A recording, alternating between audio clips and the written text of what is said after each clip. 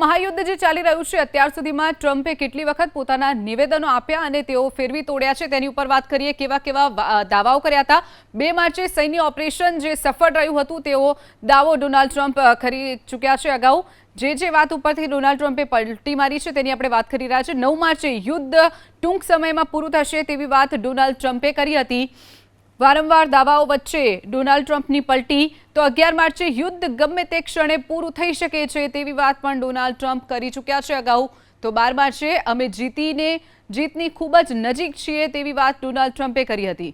તો 12 માર્ચે અમેરિકાએ દાવા કર્યા હતા ડોનાલ્ડ ટ્રમ્પે કે અમે જીતની નજીક છીએ. 13 માર્ચે હવે કામ પૂરું કરવું જ પડશે તેવી વાત પણ ડોનાલ્ડ ટ્રમ્પે કરી હતી. તો 24 માર્ચે અમે જંગ જીતી ચૂક્યા છીએ તેવી ડંફાસ પણ ડોનાલ્ડ ટ્રમ્પ અગાઉ મારી ચૂક્યા છે. તો ઈરાન પર પલટી મારતા જે ટ્રમ્પના એક બાદ એક નિવેદનો જે છે અગાઉ 26 માર્ચે ઈરાન જંગ હારી ગયું છે તેવી વાત પણ ડોનાલ્ડ ટ્રમ્પે કરી હતી. 27 માર્ચે ઈરાન વાતચીત માટે ભીખ માંગી રહ્યું હોવાની વાત ડોનાલ્ડ ટ્રમ્પ અગાઉ કરી ચૂક્યા છે.